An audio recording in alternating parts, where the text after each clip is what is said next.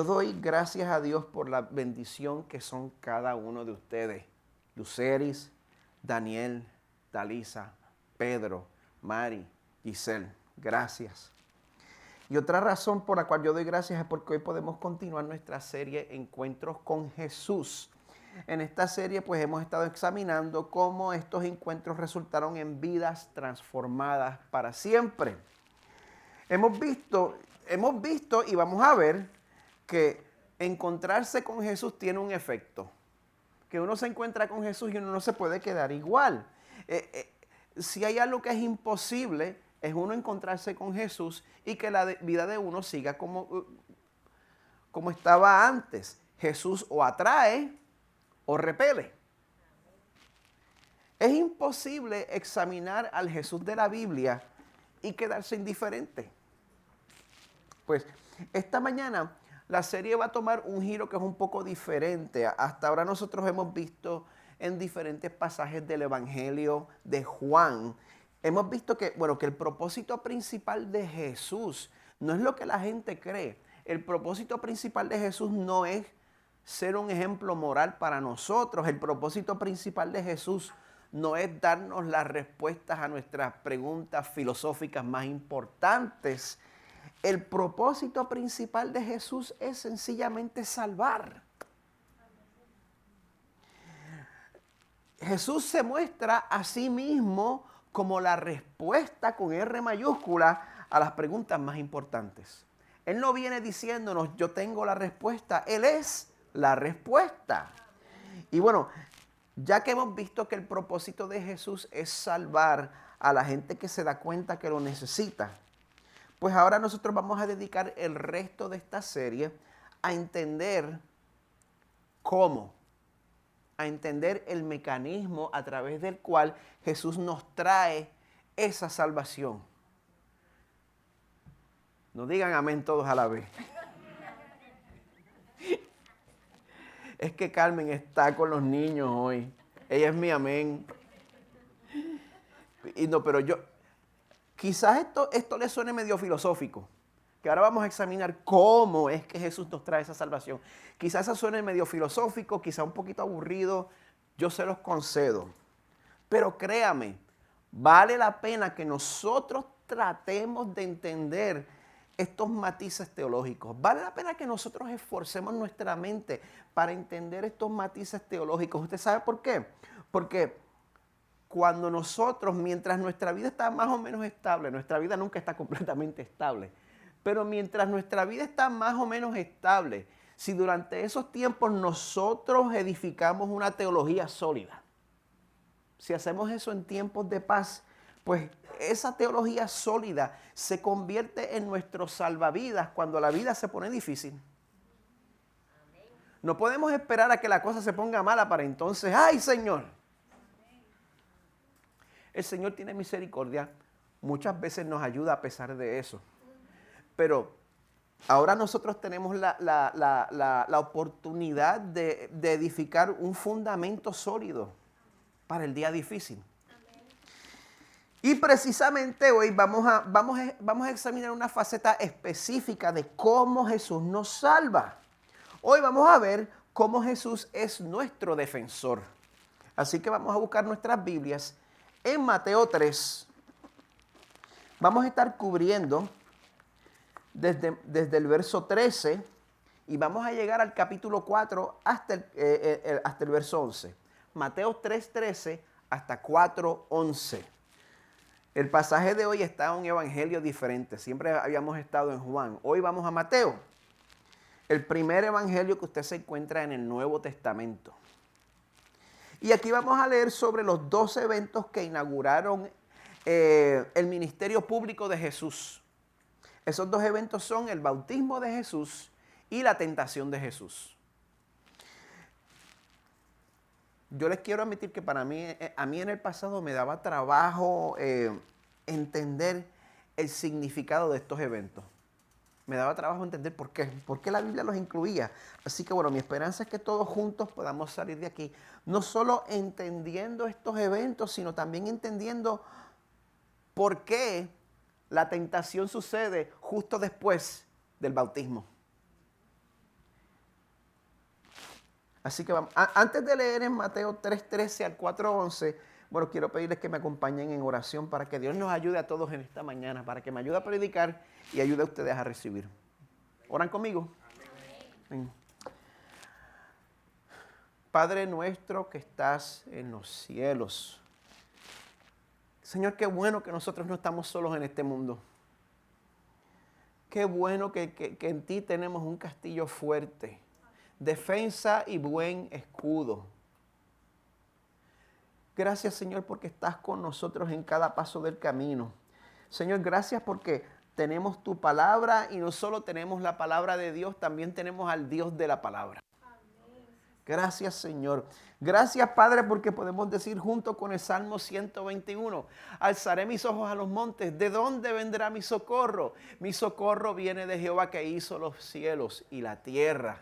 No dará tu pie al resbaladero, ni se dormirá el que te guarda. Y aquí no se adormecerá, ni dormirá el que guarda a Israel. Jehová es tu guardador, Jehová es tu sombra a tu mano derecha. El sol no te fatigará de día, ni la luna de noche. Jehová te guardará de todo mal. Él guardará tu alma. Jehová guardará tu salida y tu entrada, desde ahora y para siempre. Amén. Gracias, Señor.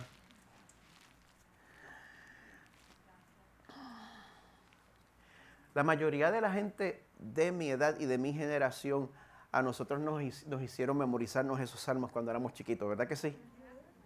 Y yo tenía el problema de que yo vivía en la misma casa de esa señora que se sabe media Biblia de memoria. Toda la Biblia que yo me he memorizado, pues es una fracción de lo que ella se ha memorizado. Y bueno, para decirlo correctamente y en serio, gracias a la influencia de mis padres, pues yo me aprendí ese salmo cuando yo era niño. Ahora, ¿qué beneficio tiene? ¿Qué beneficio tiene el que nosotros nos demos cuenta de que, como dice el salmo, Jehová es tu guardador, Jehová es tu sombra a tu mano derecha? ¿Cómo nos beneficia saber eso? Porque es bueno saber que en Jesús tenemos un defensor. Gracias por preguntar. Gente, porque este mundo no está fácil. Porque este mundo mete miedo. Yo espero que usted esté de acuerdo conmigo en cuanto a esto, ¿verdad? Este mundo no está fácil. No hay que meterse en detalles morbosos. Yo creo que con un poquito de sinceridad, pues todos podemos admitir que el sufrimiento en este mundo nos ha tocado a todos de una manera o de otra.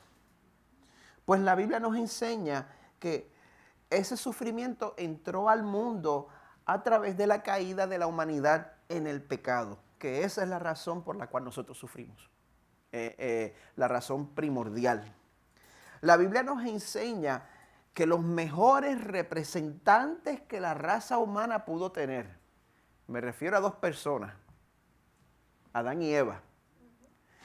La Biblia nos enseña que los mejores representantes que la raza humana pudo tener, bajo las mejores condiciones posibles, estaban en el huerto, en el paraíso del Edén, donde todas las necesidades estaban provistas, donde estaban ellos dos solos, ni ropa se tenían que poner.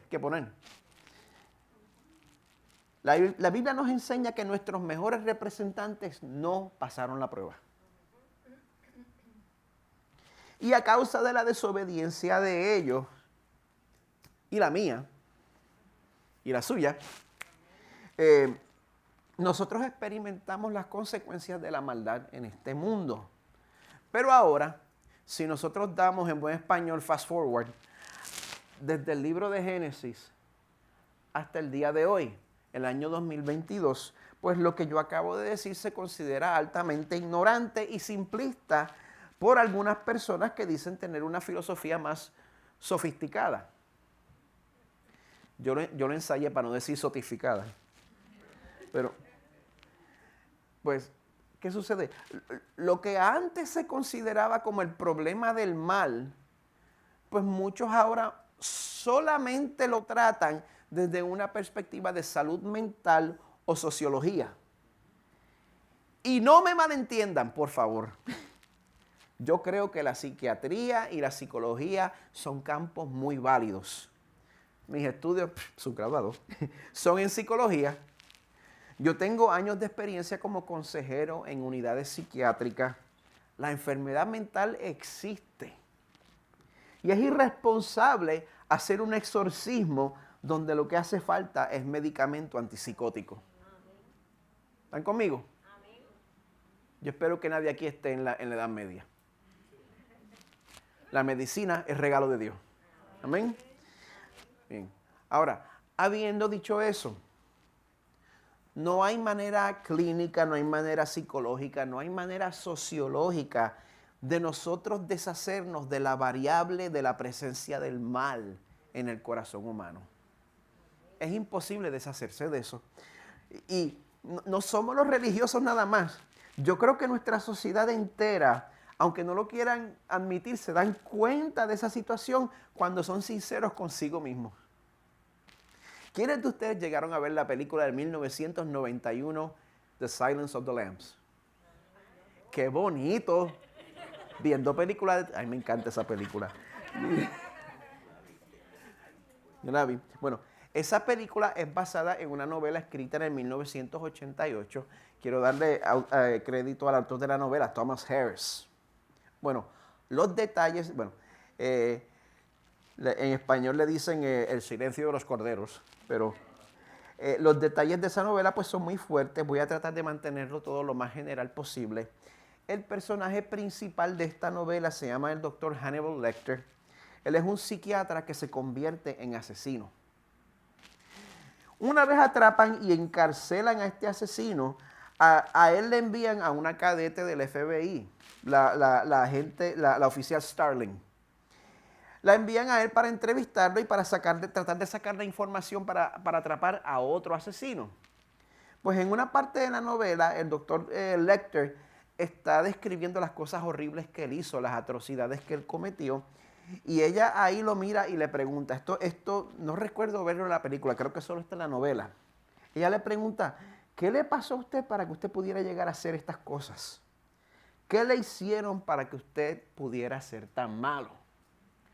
Pues el doctor Lecter la mira y le responde, no me sucedió nada, oficial Starling, simplemente sucedí yo. No puedes reducirme a una mezcla de influencias. Has rechazado el concepto del bien y del mal a favor de la ciencia de la conducta, oficial Starling.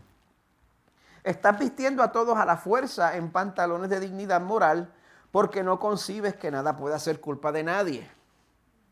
Mírame, oficial Starling. Puedes admitir que yo sea perverso y punto.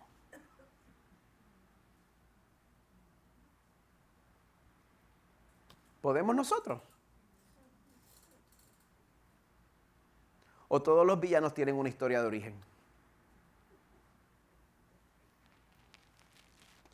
Una vez más, no podemos negar el papel que juega la psicología, la psiquiatría, la sociología. Pero en los seres humanos, el mal sigue siendo una realidad. Amada iglesia, un problema no tiene que ser complicado para ser verdad. Y la Biblia nos enseña a nosotros que el problema de la humanidad es más simple de lo que pensamos y es más serio de lo que pensamos. La existencia del mal. Y la Biblia también enseña que nosotros experimentamos ese problema del mal en tres frentes distintos. Número uno, nuestra propia carne. Como nosotros nacemos pecadores, pues experimentamos el mal dentro de nosotros. Yo doy fe de eso. Somos pecadores de nacimiento. Número dos, experimentamos el mal en el mundo que nos rodea. Y hoy vamos a aprender sobre la tercera faceta de ese problema. Hoy vamos a aprender sobre un enemigo que está empeñado en destruirlo a usted. Primera de Pedro 5:8 dice, sean de espíritu sobrio, estén alerta. Su adversario, el diablo, anda al acecho como león rugiente, buscando a quien devorar.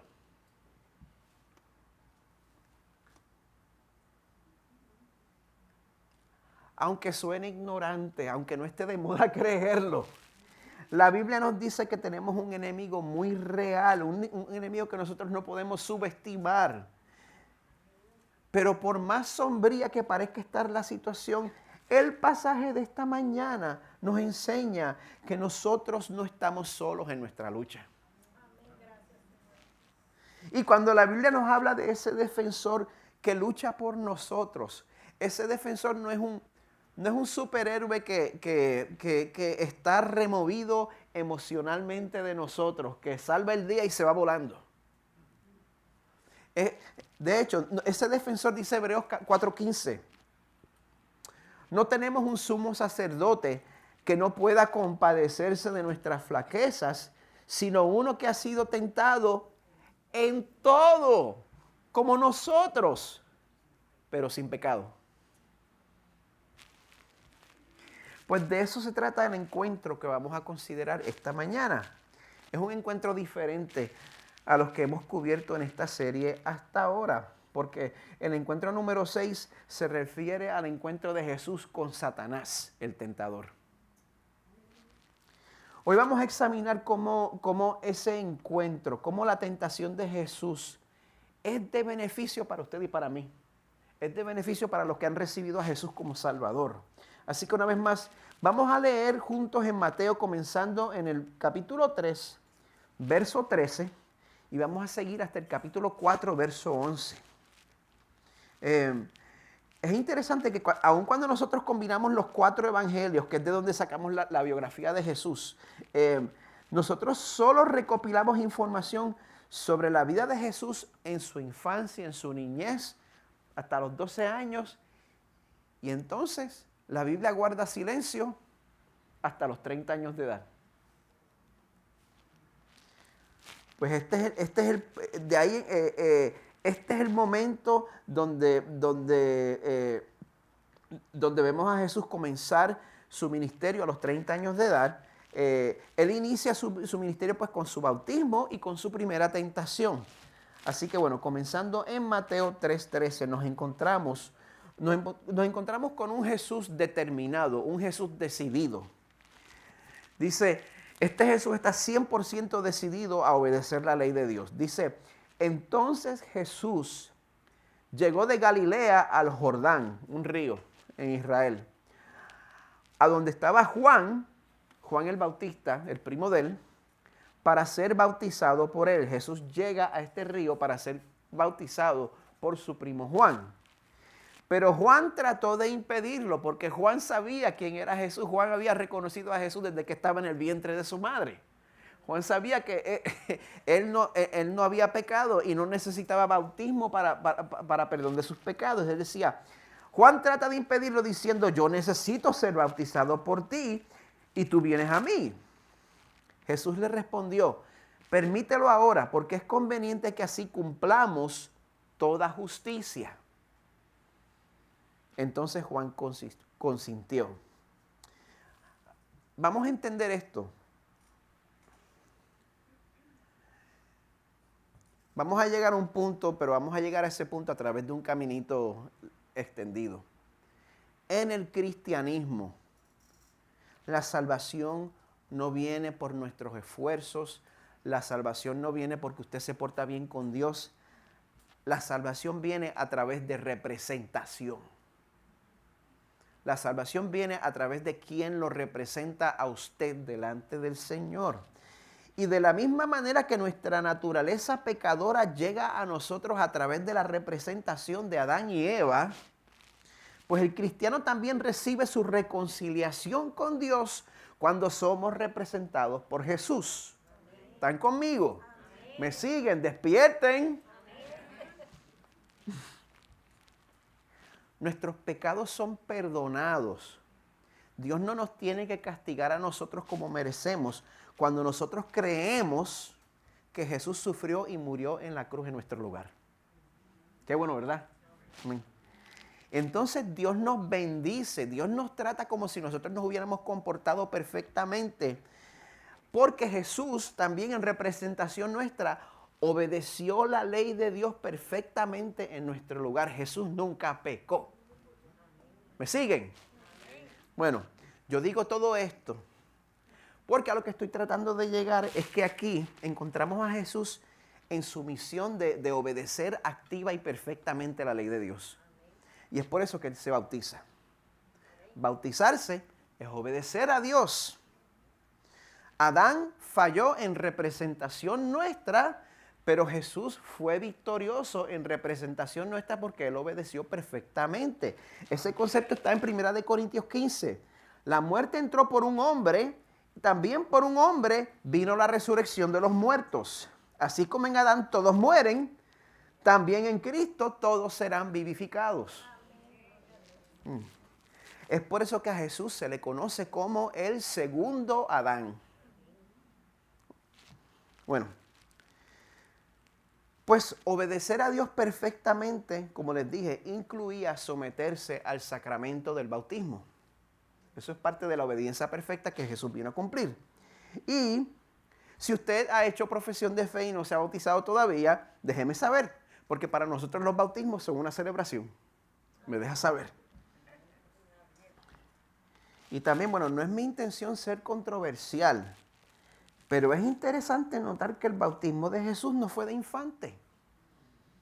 Fue un bautismo de adulto y por inmersión. Bueno, una vez sucede este bautismo, pasamos a ver un Jesús afirmado. La iglesia Crosspoint me ordenó a mí como ministro del Evangelio en Florida, en el estado de Florida, en mayo del 2015. Y aquí estamos viendo algo que parece ser una ceremonia de ordenación para Jesús. Una afirmación de la autoridad de Jesús. Estamos viendo literalmente las tres personas de la Trinidad juntas. El Padre y el Espíritu afirman que Jesús es el Mesías que había sido profetizado. Dice el verso 16, después de ser bautizado, Jesús salió del agua inmediatamente. Los cielos se abrieron en ese momento y Él vio al Espíritu de Dios, Dios Espíritu Santo, que descendía como una paloma y venía sobre Él. Y se oyó una voz de los cielos. ¿La voz de quién? De Dios Padre, que decía, este es mi Hijo amado, en quien me he complacido. Tenemos a Dios Hijo siendo comisionado por Dios Espíritu Santo, el cual está bajando en forma de paloma, y tenemos a Dios Padre hablando en voz audible. ¿Sabía usted que cuando Dios dice, este es mi Hijo amado en quien me complazco, Él está citando dos partes del Antiguo Testamento? Ahora lo sabe. Él está citando, cuando dice, este es mi Hijo amado, está citando el Salmo 2. Un salmo que habla sobre el reino del Mesías, el ungido de Dios. Está llamando está llamando atención al hecho de que Jesús es el Mesías, el ungido. Este es mi Hijo amado. Y cuando el Padre dice que Jesús es en quien Él se complace, se está refiriendo a Isaías 53. Isaías 53 es una profecía sobre el Mesías. ¿Usted sabe cuándo se escribió esta profecía sobre el Mesías? Se escribió, un día de estos yo aprendo a hablar español. Se escribió 700 años antes del nacimiento de Jesús. Isaías 53. Y esta profecía habla sobre la figura de lo que se llama el siervo sufriente. Es una persona misteriosa que Isaías dice que un día va a sufrir y morir por los pecados del pueblo. Esto está en el Antiguo Testamento. Pues esta es una clave importante para que nosotros entendamos la Biblia, porque a lo largo del Antiguo Testamento encontramos la promesa de un Mesías que viene con el propósito de arreglar este mundo. Pero los judíos, como estaban siendo ocupados por los romanos en el primer siglo después de Cristo, esperaban a ese Mesías como un caudillo político que los iba a liberar de la ocupación romana. Pero ese Mesías no solo iba a ser un libertador, también se le describía como el siervo sufriente de la profecía de Isaías. Alguien que sería rechazado y que por sus heridas, por sus llagas, seríamos sanados.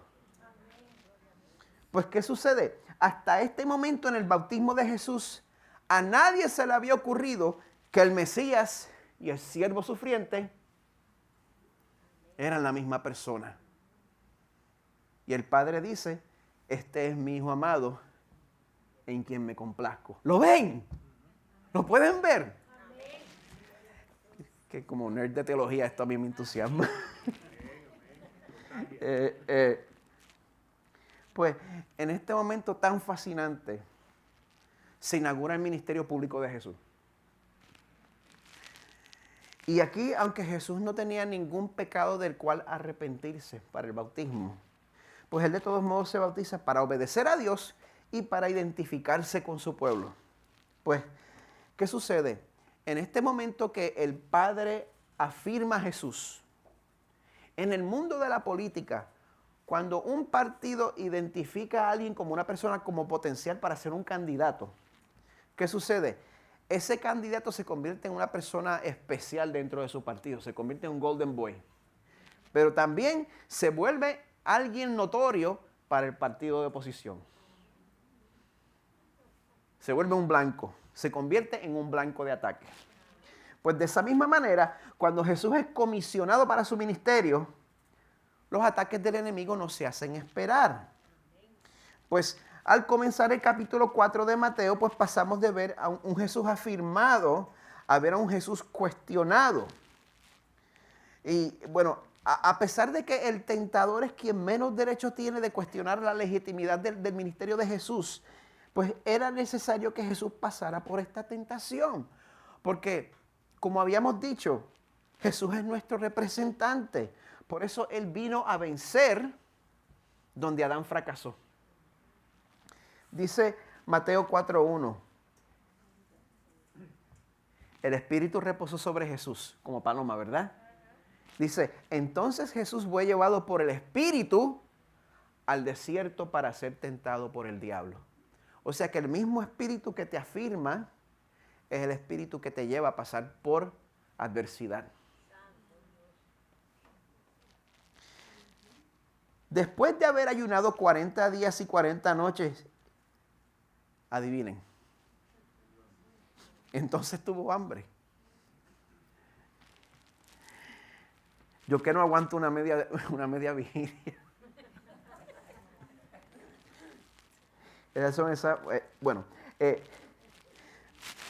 Me voy a disciplinar.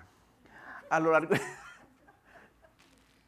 largo de esta sección, yo voy a tratar de mostrarle las similitudes y las diferencias entre la tentación de Adán y la tentación del segundo Adán, de Jesús.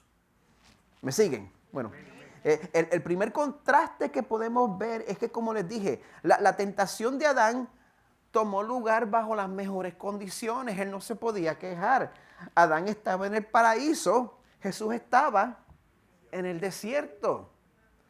Adán tenía a Eva, Jesús estaba solo.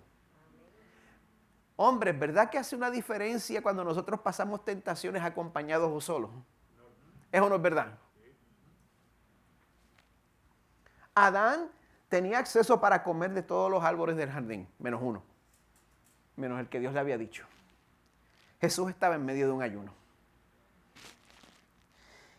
Y Jesús, algo que nos deja ver que Jesús experimentó plenamente lo que es la humanidad. Jesús verdaderamente vino aquí a ser humano, Él no vino aquí a hacer trampa.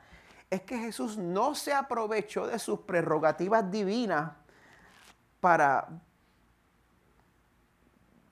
poder aguantar el hambre.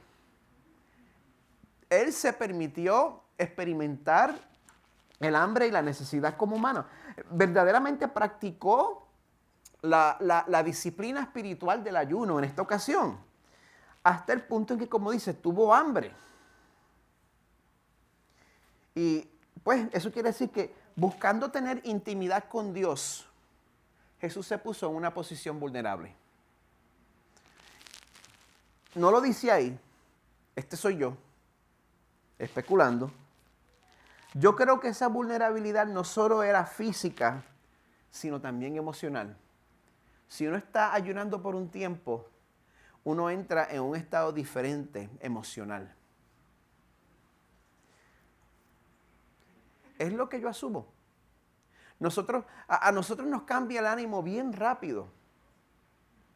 Yo no lo entendía, tengo que confesar, cuando una vez Pedro compartió conmigo la dificultad que estaba teniendo a través del cansancio del COVID. Y yo decía que lo entendía, pero fue otra cosa yo pasar por eso.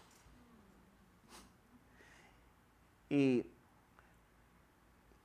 es bien fácil, uno cambia de situación, de circunstancia, y el ánimo de uno puede irse de momento. Pues, ¿qué sucede? Jesús experimentando hambre, yo creo que se puso en una posición vulnerable física y emocional, es lo que yo creo. Si no es verdad, el Señor me va a corregir cuando lo vea. Pues en medio de este momento, el verso 3 dice que acercándose el tentador le dijo, si eres hijo de Dios, ordena que estas piedras se conviertan en pan. Cuando la serpiente tentó a Adán y Eva, lo hizo sembrando dudas en cuanto a lo que Dios había dicho, sembrando dudas en cuanto a lo que Dios había decretado. Él les dijo, con que Dios les dijo. No, Dios sabe que el día que ustedes coman del árbol prohibido, se les abrirán los ojos y ustedes serán como Dios. O sea que Satanás ataca sembrando dudas en nuestra mente sobre la palabra de Dios. Y en verdad, la raíz de la tentación no era que Jesús rompiera el ayuno. La raíz de la tentación era sembrar duda en la mente de Jesús sobre su estatus como hijo de Dios y Mesías. O sea que la parte que cuenta no es ordena que las piedras se conviertan en pan. La parte que cuenta es si en verdad eres hijo de Dios. Y ese es el modus operandi del enemigo. ¿Sabe por qué? Porque antes de la tentación, ¿qué fue lo último que Jesús oyó del Padre? Este es mi hijo amado. El Padre lo dijo, el Padre lo afirmó. Pero en el desierto el tentador le dice a Jesús, si eres hijo de Dios. Así es como el enemigo tentó a Adán. Así es como el enemigo tentó a Jesús. Y así es como el enemigo lo va a tentar a usted y me tienta a mí hoy en día. En el momento del sufrimiento, en el momento, te va a tratar de sembrar dudas en tu mente en cuanto al amor de Dios por ti. Es lo que va a hacer. Y entonces te va a tentar a que busques tu consuelo lejos de Dios. Y usted sabe que esa es la razón, amada iglesia, por la cual nosotros somos centrados en el Evangelio. Esa es la razón por la cual nosotros predicamos, afirmamos, cantamos y celebramos el mismo tema del amor eterno de Dios por su pueblo. Y no me voy a cansar. No voy a empezar a hablar de política el domingo que viene. Gente, domingo tras domingo tras domingo, hasta el día que al fin estemos en la presencia inmediata del Señor por la eternidad, los que estamos en Cristo no nos vamos a cansar de afirmar Romanos 8. ¿Quién acusará a los escogidos de Dios? Dios es el que justifica. ¿Quién es el que condena? Cristo Jesús es el que murió, sí, más aún, el que resucitó, el que además está a la diestra de Dios, el que también intercede por nosotros. ¿Quién nos separará del amor de Cristo? ¿Tribulación o angustia o persecución o hambre o desnudez o peligro o espada o COVID?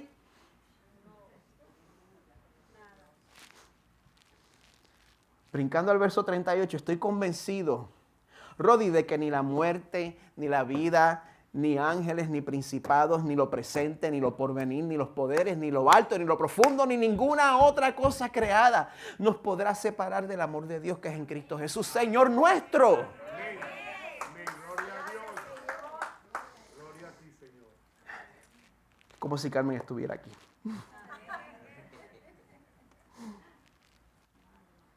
Jesús sabía eso.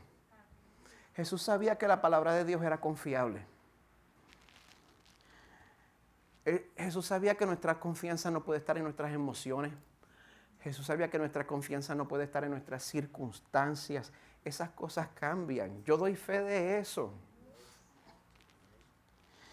Sin importar cómo Jesús se sintiera en ese momento, Él sabía lo que su Padre había afirmado sobre Él. Por esa razón, en el verso 4, Jesús le responde, escrito está. No solo de pan vivirá el hombre, sino de toda palabra que sale de la boca de Dios. Y gente, si usted quiere depender de la palabra de Dios de igual manera, pues la tenemos que conocer. No vamos a depender de la palabra de Dios si dedicamos nuestro tiempo a consumir noticias alarmistas en las redes sociales. Esa firmeza solo viene cuando estamos conectados, como dice nuestro hermano Diego, cuando estamos enchufados regularmente a la palabra de Dios. Así que, empezando por mí, porque a mí me encantan las redes sociales, es por eso que yo le tiro tanto, porque yo soy súper fanático de ellas. Todos nos tenemos que preguntar, ¿cómo está nuestra dieta espiritual? ¿Cómo estamos siendo formados espiritualmente? ¿Cómo está nuestra proporción de la palabra, redes sociales y entretenimiento? Pregúntese. Permita que el Espíritu le lleve a la conclusión correcta y que el Señor nos dirija a vivir de su palabra. Porque la vida que consume las Escrituras y celebra la gracia de Dios es victoriosa sobre las tentaciones. Bueno, en los próximos versos vemos que Jesús pasa de ser cuestionado a ser desafiado. Comenzando en el verso 5 dice, entonces el diablo lo llevó a la ciudad santa y lo puso sobre el pináculo del templo y le dijo, si eres hijo de Dios, insiste, lánzate abajo, pues escrito está, a sus ángeles te encomendará y en las manos te llevarán, no sea que tu pie tropiece en piedra. Es por eso que usted no se debe dejar impresionar por la capacidad teológica de las personas. Porque si hay alguien que sabe la Biblia, es el diablo.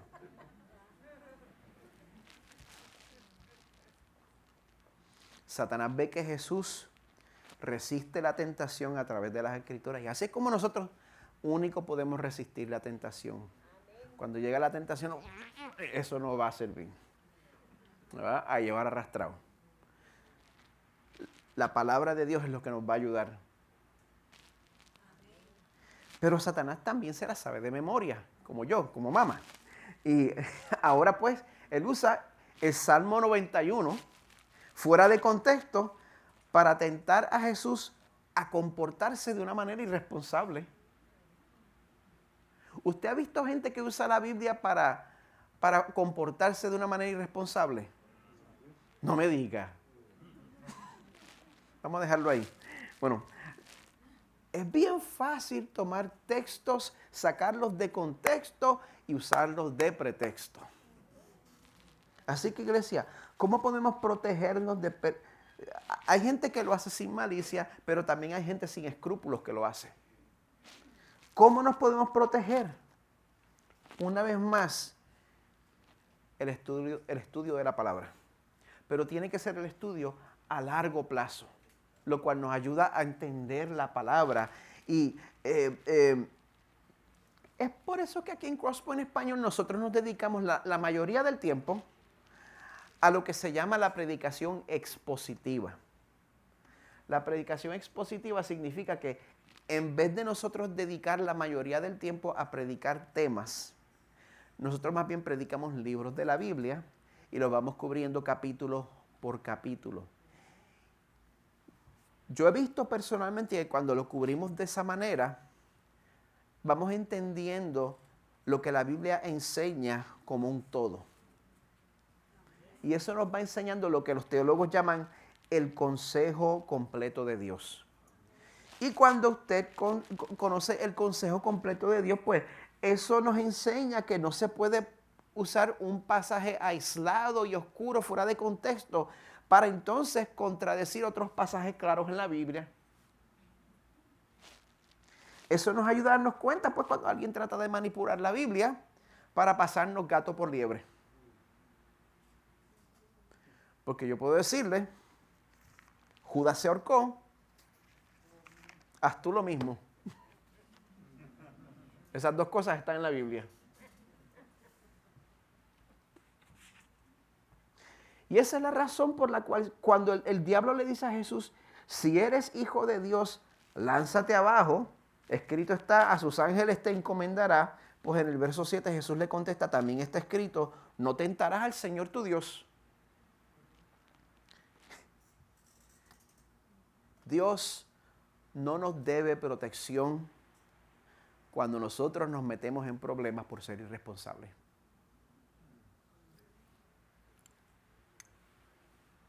Aunque sea cristiano.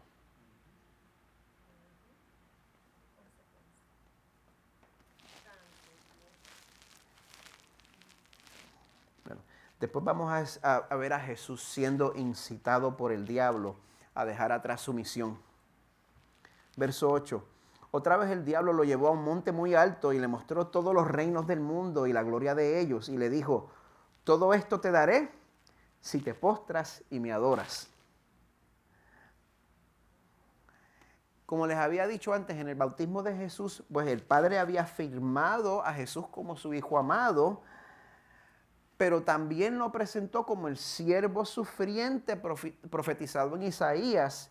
Y Jesús sabía que para él cumplir su misión, para que el Padre se complaciera en él, para que él fuera glorificado, pues iba a ser necesario sufrir y morir. Jesús lo sabía. Y aquí Satanás tienta a Jesús a recibir gloria sin tener que sufrir. Honra sin cruz. Gloria sin sufrimiento. En verdad yo no sé si Satanás en verdad tenía el poder para dar los reinos del mundo o si estaba mintiendo otra vez. Ese es el estilo de él. Pero la verdad es que todos los días el enemigo nos tienta a nosotros de igual manera, nos ofrece villas y castillas. Nos tienta a tomar atajos para evitar el sufrimiento. Y yo sé personalmente, muchas veces pudiendo esperar y confiar en que Dios es fiel en medio del sufrimiento, yo he escogido el atajo. En vez de adorar a Dios y esperar en Dios, he elegido mi propio confort.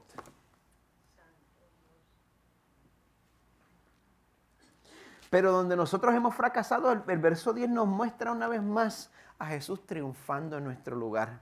Entonces Jesús le dijo, vete Satanás, porque escrito está, al Señor tu Dios adorarás y solo a Él servirás. E inmediatamente después de esto vemos a un Jesús reivindicado, en el verso 11, donde nos dice que el diablo entonces lo dejó y al instante unos ángeles vinieron y le servían. O sea, que Jesús no tenía que brincar el templo después de todo. Los ángeles del Salmo 91 ya estaban listos para servir a Jesús al otro lado de la tentación. El Señor tiene tantas bendiciones para nosotros si nosotros tuviéramos fe. Me lo predico a mí mismo. Yo soy igual de cabezón que usted, no se preocupe. Jesús venció esta tentación y todas las tentaciones que él enfrentó, porque él se mantuvo fiel a su misión de vivir una vida perfecta en nuestro lugar. Y la misión, él se mantuvo fiel a su misión de sufrir y de morir por los pecados de los que le han recibido por fe. El equipo de adoración puede pasar. Ese mismo Jesús que se mantuvo fiel y que se mantuvo determinado a través de su tentación y de sus sufrimientos. Ese mismo Jesús que no se rindió, ese mismo Jesús que fue fiel donde nosotros fuimos infieles, Ese es el mismo Jesús que ofrece su obediencia perfecta para cubrir tus fallas. Él ofrece su obediencia perfecta para cubrir donde tú has fallado bajo la tentación. Es el mismo Jesús que comprende lo que es ser tentado.